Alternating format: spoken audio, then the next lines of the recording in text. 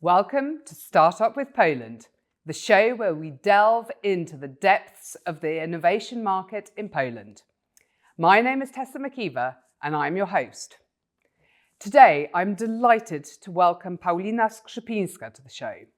Paulina is Chief Innovation Officer at BNP Paribas Polska and leads a team that brings innovation to the bank through adoption and implementation of startup solutions. They also deal with the banking for startups and scale-ups. Paulina is also a board member at Endeavour Polska, a mentor and guest lecturer in fintech and innovation at a variety of Polish universities. And I am super excited to discover more about how Paulina combines the startup world with that of a big corporate and what challenges she and her team face. Paulina, I'm so excited to have you with us here today. Welcome. Me too, actually. And well, looks cool, to be honest. I'm a bit stressed, but I do hope that I will give you every essential information that you need. Paulina, I know that you're an absolute, pot of knowledge. So, everything that you share with us today is going to be fascinating and no need for any nerves whatsoever. But let's get started by, if you could tell me what you and your team actually do at BNP Paribas Polska. The actually do is quite important in here. So we are an innovation team, but we do not do, let's say, this obvious stuff that innovation team does. So no acceleration programs, but basically doing business. So three angles of our activities. So first, this is looking at startup as for our potential vendors. So testing and implementing the latest technologies that are essential for the transformation of the bank, that are essential basically to face the challenges of this extremely changing world. So just to say, this is remote identification cases, this is like a remote signing of documents, so no paper, no pens. So this is quite of a revolution for the sector. But we do also look for technologies that can be useful for certain groups of our customers and in their transition, for example, in the green transition. And this is, for example, the sector that we are especially looking on. These are farmers, these are the food producers. Okay, wow. Yes. So I wouldn't have thought that as a bank you would be looking for such solutions. We do look a lot at the medical technologies also. So I would say that the classical fintech, this is around 5% of our focus here. But also because the sector in Poland is really advanced. So you know the rule with the seamless payments, with the BLIK. So there is, at least for the moment, there is not much to do. We look for new payment systems, but as we see few of them each year, we do not see enough value to interfere, to onboard these solutions. So I would say that fintech, this is again 5%. Wow. And the rest, these are different sectors, important for us as a bank, important for us, for our customers. So this is the first part. Implementations, and just to show you the numbers, last year we onboarded 2 new innovative companies, new startups as our vendors. And we do not look for one-timers. So when we choose a startup to work with us as a vendor, we do multiple stuff with us. So we do have cases when with the one company we do 30 implementations per year. Wow, that's a lot. So this is scaling, this is educating, and this is basically bringing the tangible effect to the organization, because you see that on the processes where you are the most effective, how we serve the customers, let's say more digitally. And also you can monitor that on the numbers system. So how much we do put into technologies, how much we do invest in that, and of course how much we do save if we not do it manually. So I still believe that this is quite a unique approach to working with vendors, to working with startups. Second part, this is like a dedicated team specialized in financials that actually supports the startups and the stable growth. So just to be very, very simple, so we do everything from education. So basically how to do your books nicely. Wow. This is a nightmare in startups, believe me. Even after the first investment round, when you look at the numbers, when you look in the books, this is a nightmare what is inside, yes?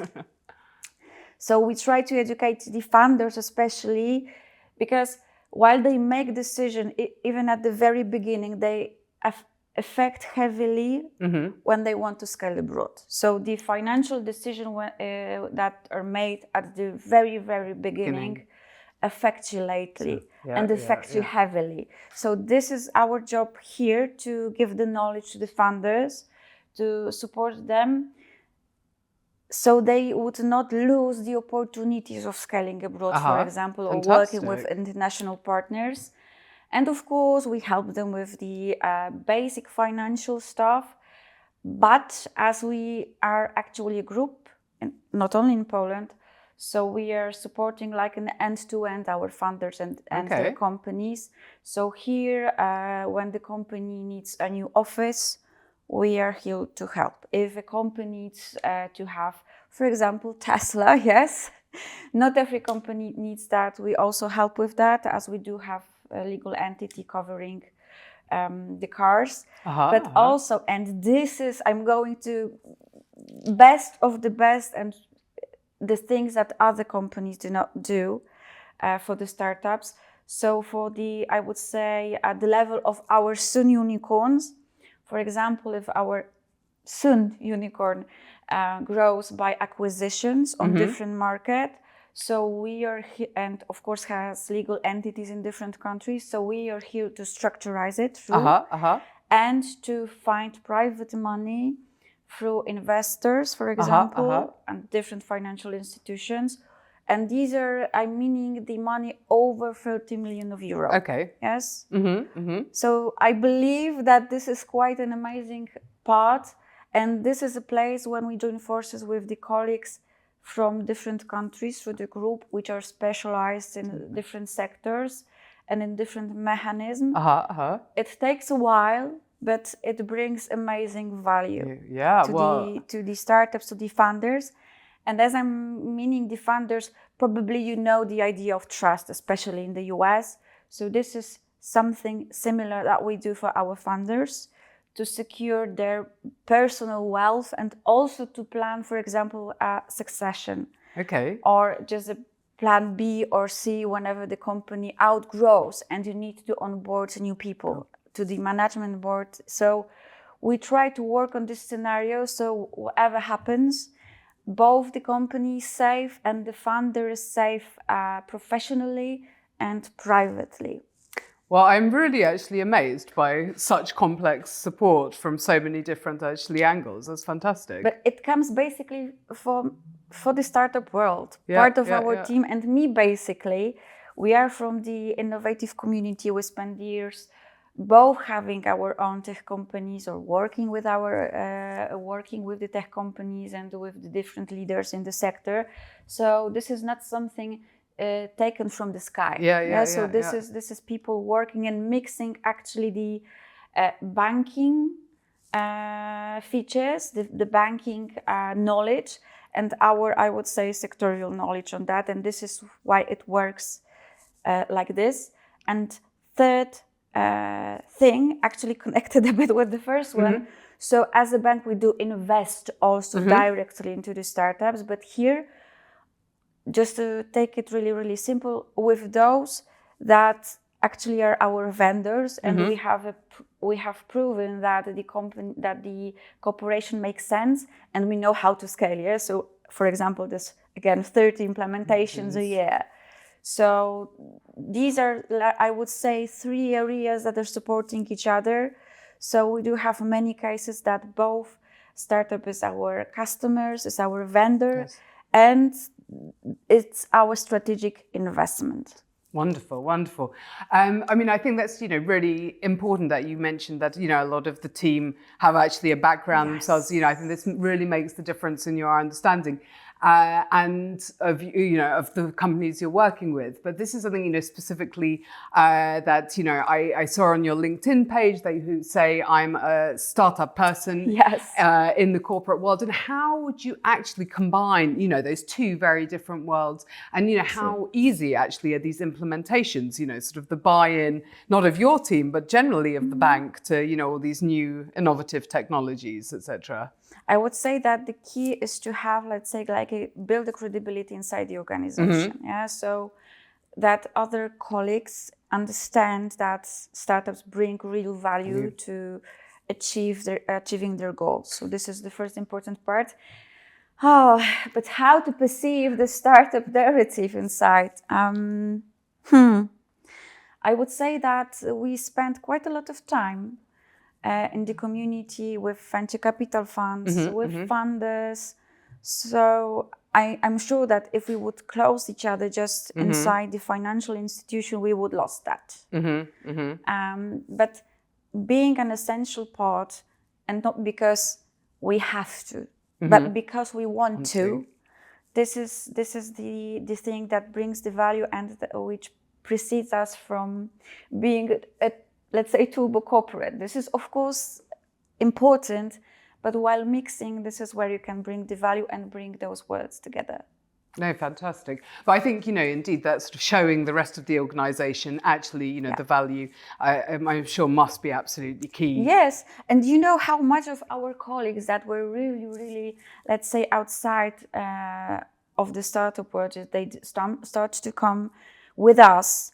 They enjoy discussing with the funders. They admire many of the funders, how they lead the companies, how they start the business, the numbers that they bring already. We have so many successful cases of Polish startups around the world. So this is how we grow the community, and I'm really proud of my colleagues that they step out from the regular banking world and join the startup world, and they're really happy with that. No, fantastic. But how important do you think, and I'm talking not only about, BNP Paribas Polska, or but generally for big corporations, how important is it for them to work with startups and to, and harness, these new innovations? I mean, is it important, or is it just a nice to have? Well, still too many of them treat working with startups as nice to have or a nice PR feature. Yes, let's be honest. Because working effectively, this is still of a challenge. And I would say that from the big companies, at least from what I know, I would say that around 30% knows how to bring the value of this cooperation. Yes, so.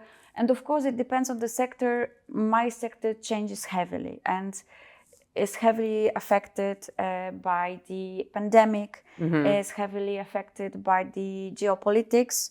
So not for all of the challenges we can answer by ourselves. And there is always a question, especially while we discuss onboarding new technology. So are we going to do it in-house by our own development? Or should we bring somebody who's specialized in that? So it's for us, this is important that the company will bring to us not only a top-notch technology, but also the knowledge that we have, because we like to work together. So we also share insights of the company to our startup, so they are able also to develop the product and sell it further. So this is like quite of a good marriage, I would say. So we are confident, we trust each other. So nothing will come out of the family. When there is an issue, we discuss it inside the family, and we also feel that basically the success is both our and theirs. So I would say like that. And for me, working with those people, this is the way to achieve the success. Of course, you can onboard a huge IT company, and of course, there are many cases when startups cannot be the partners. Especially when we are discussing, for example, the cloud solution. But when we discuss implementing AI, and before AI was the latest buzzword, this is important to talk to those guys that are specialized with us. Yes, we specialize with it, and they will help us a lot. Yeah, no, fully understand. And are there any specific projects or a project even that you're most proud of that you've implemented, and that really sort of made a huge difference to the bank? Yes, there is one. So on the vendor and investment side, so it was 2016. It was a long time ago. But I joined our company after finishing the job for one of the VCs. And one of the partners of the bank said, okay, we will stay with you, but actually we don't want to sign more paper agreements. And especially we don't want to transfer it to our customers, to the individuals. This is too much of a paper. Maybe you could work something up. And during one of our initiatives, we found Authentic.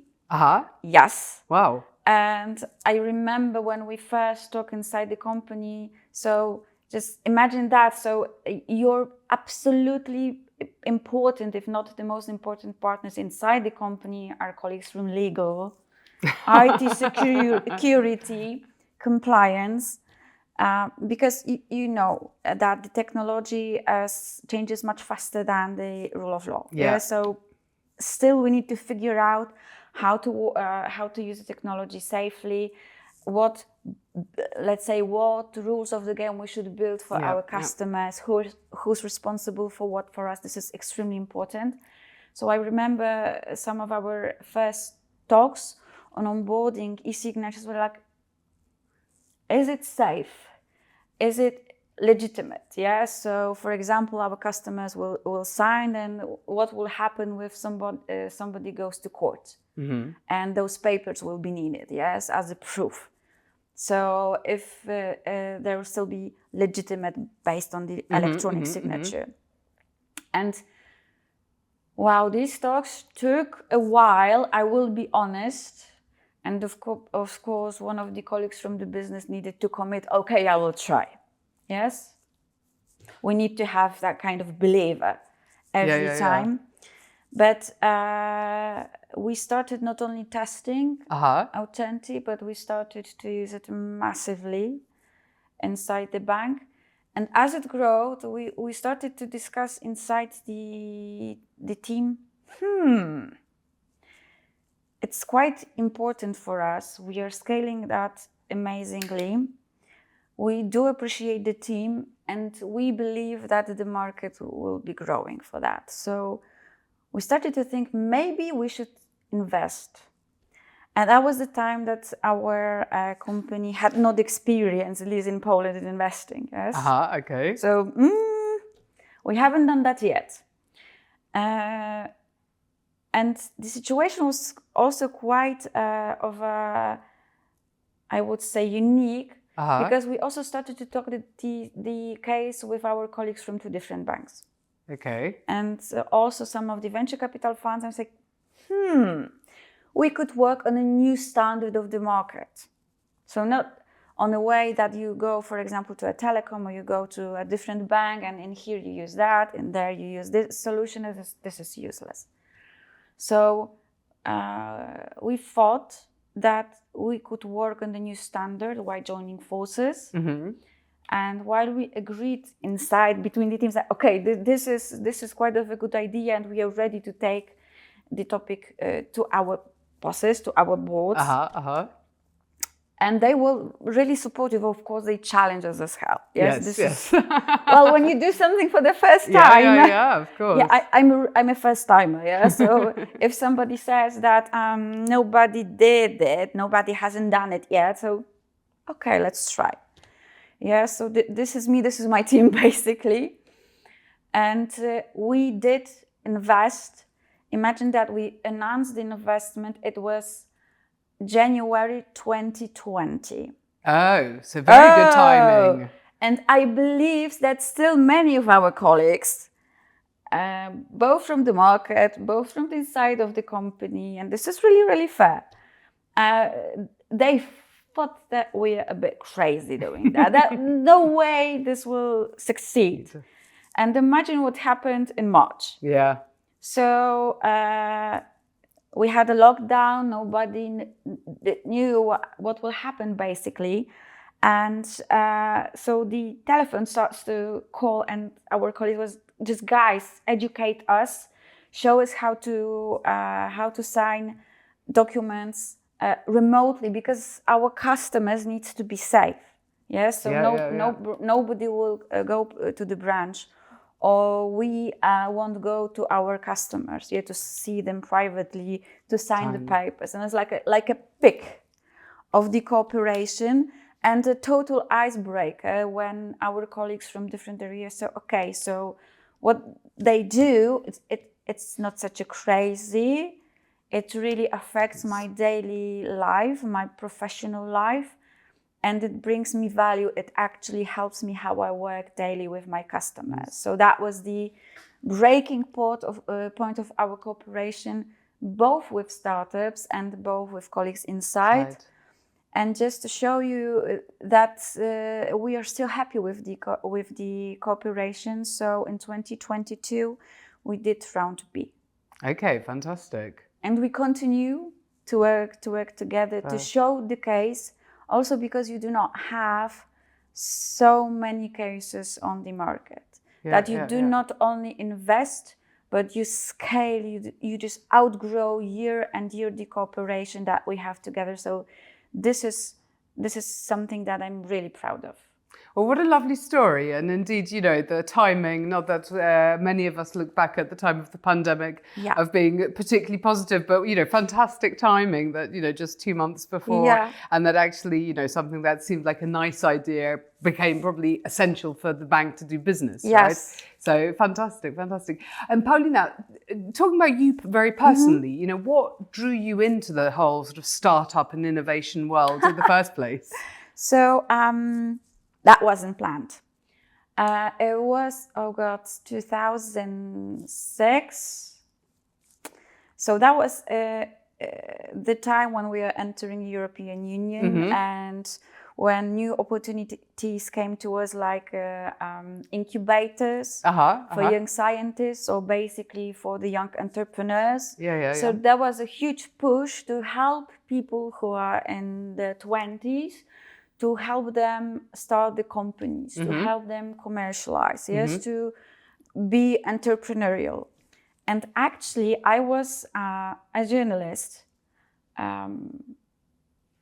talking about that, so explaining that through different media, how it will be done, explain or show the first cases of different institutions, how they work, how they will support. And of course, of the first entrepreneurs. So word startup was not, I believe it wasn't known that time. And few years after the global economic crisis appeared, and basically it was not a good time to work in the media. So many of us lost the job. I was one of the people. And afterwards, one of the companies, so Science and Technology Park, came and said, I know that maybe we are not the company that you'd love to work, but you do have the knowledge that we do not have. So joining these forces probably will be able to deliver the value, deliver certain project that we just signed with the European Commission. I said, okay, I will help you, but just for 3 months. I stayed around 10 years. Wow. And that was the space where I worked with the top scientists, so physics, chemists. When we work on the commercialization, when we try to discuss with other corporations on the sales strategy, on the needs, further on, the first investment abilities appeared on the market, both thanks to European Union. So I've learned with the market how to do certain stuff, how to invest, how to get the knowledge, how to work with different parties, how to scale abroad. And after that, I joined one of the top VCs because I felt that I'm missing this piece. I need to know how it looks from that side. And while I was doing that, we started to think in the sector, it's time for first exits. And probably the good partner for those exits and also to scale the technology would be the corporates. And that was the case. How to work with the corporates. So, how to work with the corporates. I started to talk to different colleagues of mine from the innovative community saying, guys, I'm missing this part. I'd wish to see that. And again, my colleague from one of the venture capital funds called me and said, okay, so one of the corporations needs this kind of help, and probably it will be a good match. But I won't tell you the name of the company, I will just give you the address. And this is how I entered, at least that time, the building of one of the banks in Poland, so BNP Paribas. I was like, okay, I haven't expected that. I didn't expect that at this very moment. I was just after startup weekend, yes? So you know how the startup weekend works and how they look.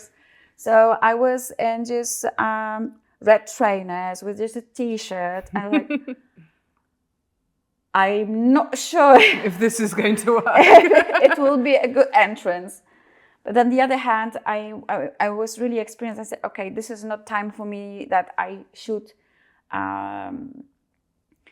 pretend that I'm somebody else. They're not looking for a banker, they're looking for somebody from this world. So maybe it will work. And the telephone rang again.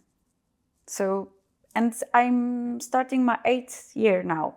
Wow. In this financial sector. So wow, I love that story. I can imagine you going to this interview not knowing where it's going to be, sort of trying to guess, what am I going to find when I get to the address? Yes. Fantastic. Paulina, if you had a crystal ball, I always like a bit of, looking into the future. What solution, what innovation do you think is going to be the biggest hit, whether it's in the banking sector or, in general? So we've sort of got, we're still in the AI, sort of buzzword phase, but what do you think, in the next, I don't know, so 2-3 years? I won't go with the trends and with the buzzwords because the trends are being outdated in such a fast way. Yeah. This is impossible. So these days the technology changes in weeks, not in years. Yeah. So of course we do have artificial intelligence. We are not sure how it works. We do see that it can bring value. I believe we do see also more and more that somehow we need to work on ethics on how we will use it. Yes, because like every technology, every time in the history it brings value, but also it brings some threats. Yeah. And we need to think of those two at the very beginning, at the same time. But and also, I do not believe that technologies that are applied in one sector cannot be applied in another one. Yeah. Basically, so when we even discuss the geopolitical situation, so we do have technologies of the dual use. Yes, so of course, then that they can be used in, let's say, in the war zone, for example, to help people, to prevent people. But on the other hand, it can be also used by financial sector, on securing actually our customers' money, So I do believe that we will have more of these mergers between the worlds. That what we will apply, and basically I'm sure that, and this is a challenge for the enterprises, that we need to apply those technologies faster than we used to be. So no more projects for the 3 years, because in years, we might have a slightly different word. So expect the unexpected. This is our daily. Innovation, this is not something that you do from time to time. I would say that innovation, this is exactly what you have to do to answer to the challenges of your daily business. So if you won't do that, you cannot expect that your company will grow in those times. Yes, and it both affect enterprises as the let's say the younger companies. So yeah, I would summarize it like that. Fantastic. I love this. Expect the unexpected. True. I think it's something we should keep in our minds every day when we wake up. But I do not think only about bad things. I'm thinking about the good things as well. So why not choose the opportunity to also bring those good stuff, both to our companies, both to the innovation sector, and to us as people, as leaders. Yeah. So I'm really positive about that. Well, Paulina, I am so positive that we end on a positive note, although all these messages throughout have been extremely positive and, really fascinating. So thank you so much for joining today and for sharing your thoughts. Thanks for having me. And thank you to our guests.